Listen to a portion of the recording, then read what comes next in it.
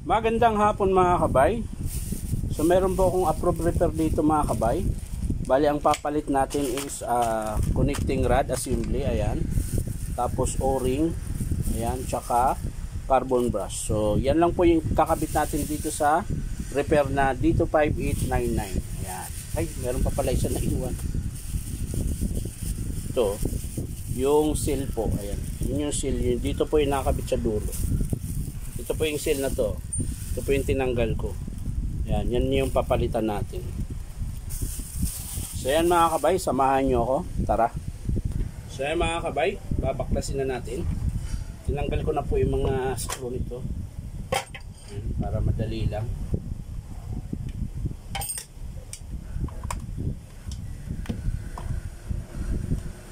Yan. Tapos yung dito, yan. Yung takip mga kabay, papalitan din natin ito ng o-ring dahil dito po dumadaan yung langis na lang. Yung o-ring na ipapalit natin mga kabay is bilog na po, hindi na po ganito na flat, ganito na po siya.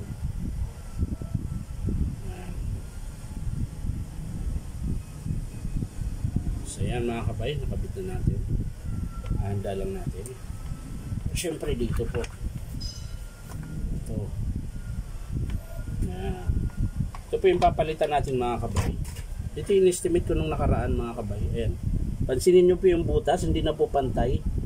Ayan. Tapos yung o-ring nya pit-pit na rin, tsaka may tama yung piston. Ayan. So kaya pinalitan ko siya na isang buo.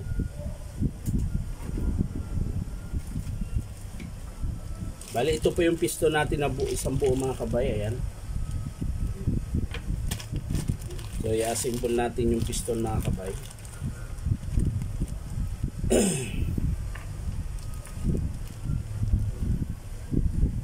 Ito po ang pag-assemble nito. Kailangan po ilalagay mo tong ano to mga kabay, para siyang hard na plastic. Yan, kulay itim. Dito po yung sinusuksok sa may pin. Yan.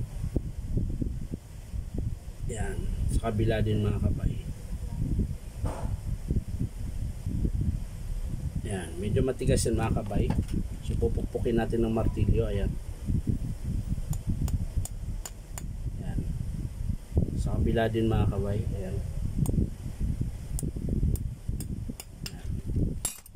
Ang purpose kasi niyan mga kabay, para dito yan sa spindle na hindi sila kikis-kisan bakal to bakal, kaya meron po siyang plastic. Ayan.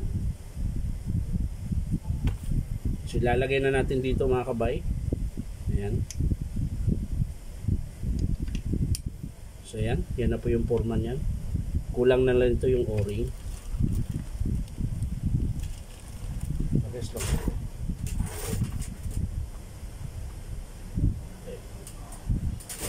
so ayan mga kabay, kakabit na natin din yung o-ring. Ayan. So yan, okay na mga kabay.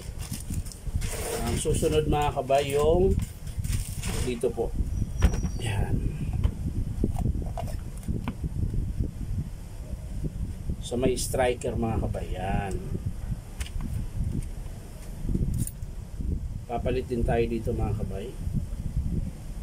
Ayan. Ito po yung bago. So striker po ito mga kabay. So yan, okay na rin yan. So ang next nating papalitan ay yung seal. Ayan. Ito po yung seal na bago mga kabay. Pagkakabit nito mga kabay, ayan. Hindi ko pa pala nakalas.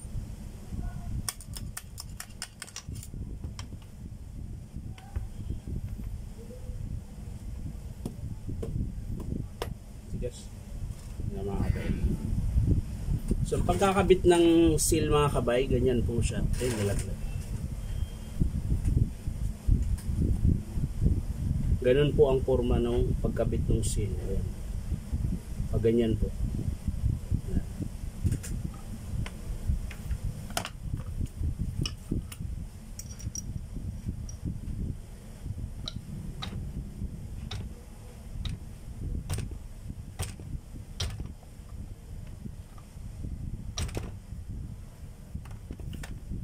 Ganyan po siya mga kabay.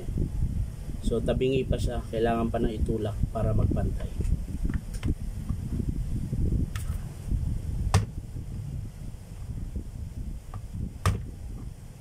Ayan po. Ito lang po ang gamit ko pagkabit para hindi masira yung seal.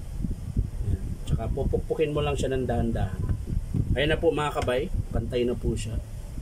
Ayan, kita nyo po. Ayan. So yan na po yung bagong seal. Ayan. So hindi na po lalabas yung langis dyan. So yan, okay na mga kabay, nahanda na natin. So ang kailangan na lang natin ay grasa.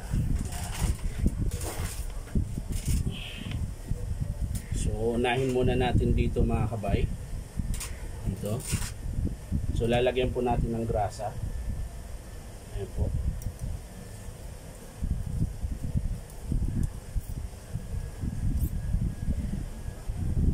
Tapos ito po yung mauuna bago po yung bit piece.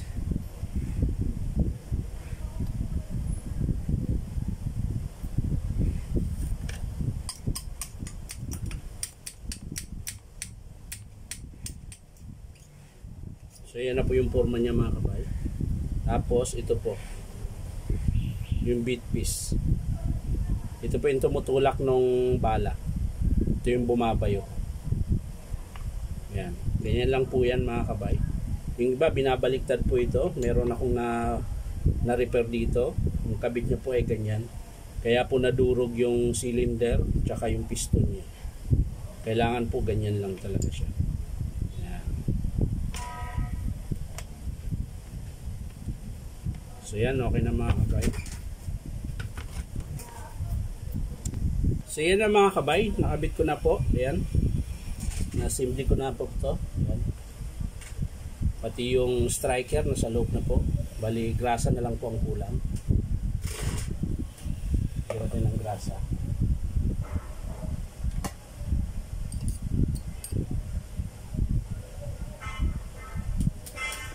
Ayan po. Tapos, yung connecting rod, ikakabit na natin mga kabay. Pagkakabit nito mga kabay, ganyan lang po. Ayan. Naganon yun lang po yan. Tapos, tatapat nyo po dun sa crankshaft.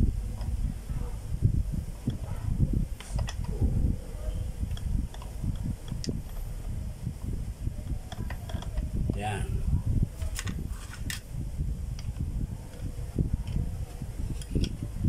So, yan lang po yan mga kabay. Ayan. Yun po yung crankshaft. Tapos, lalagyan lang natin nun ng grasa paikot bago natin isalpak.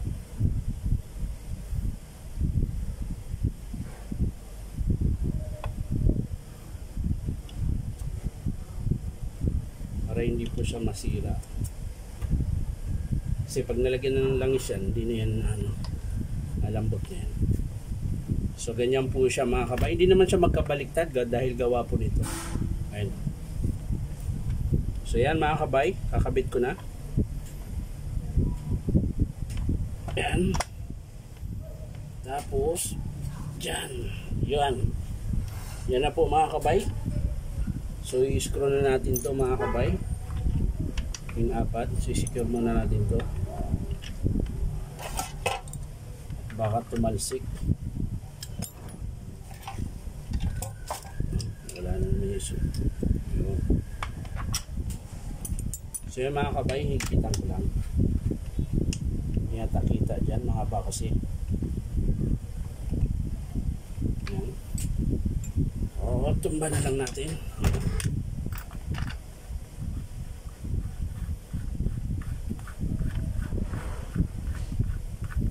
So higpitan ko lang to mga kabay.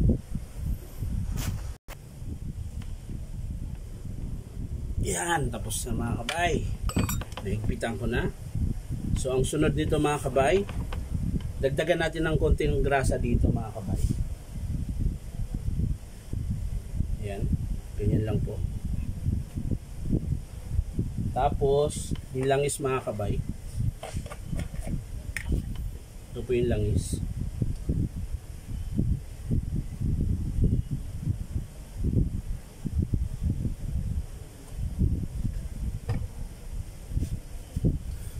Tapos yung takip mga kabay. So, tatakpan na natin. Yan.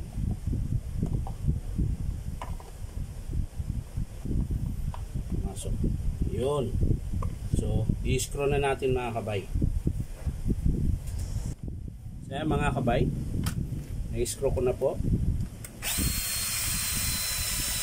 Yan. Tapos nakabit ko na rin po yung carbon. Ito na lang mga kabay. Yung pinaka takip niya. Yan. Tapos ayos lang natin yung wire mga kabay. Para hindi siya sasabit. Yan. Ganun din po sa kabila mga kabay.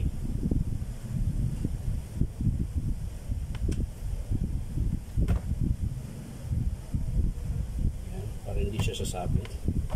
So tatakpan na natin mga kabay para matesting natin kung okay na siya. So yung mga kabay, isang screw na lang. Ngayon, titesting na po natin kung gagana.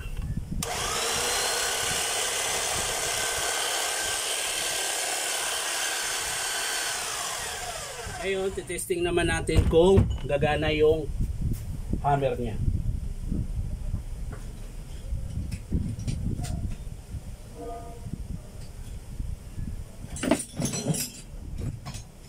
Ayan mga kabay, babalahan natin. So,